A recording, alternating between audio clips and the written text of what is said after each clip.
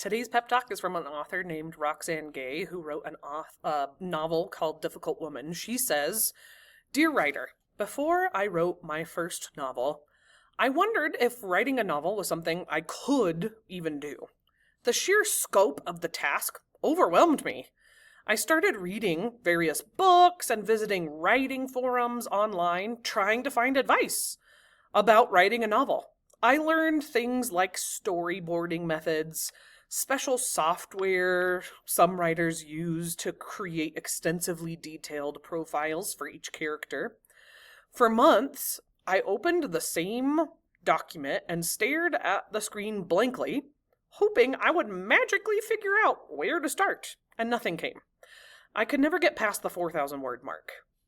My literary agent regularly asked how my novel was coming along, and I would assure her, "Oh, I'm working on it," and that was true. I was working on it, or at least I was trying to work on it. I knew the story I wanted to tell, but I didn't know how to approach the beginning or the middle or the end. There were so many logistical questions. How long should a novel be? How long should a chapter be? How many chapters is too many chapters? Do you have to write from beginning to end, or can you jump around in the story and pull it all together at the end?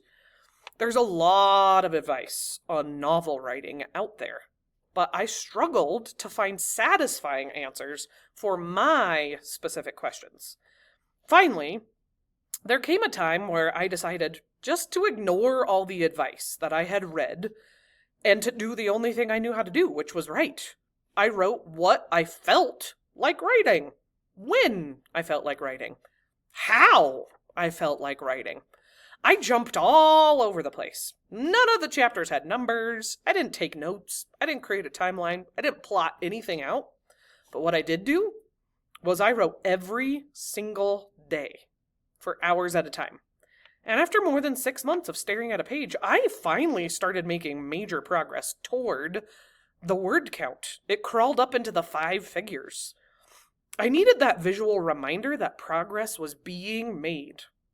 After 4 months, I had a finished draft of a very long story you might call a novel. It was an imperfect draft, but it was a draft. Like most writers, I was able to write a novel without explicit instruction. And that's probably for the best.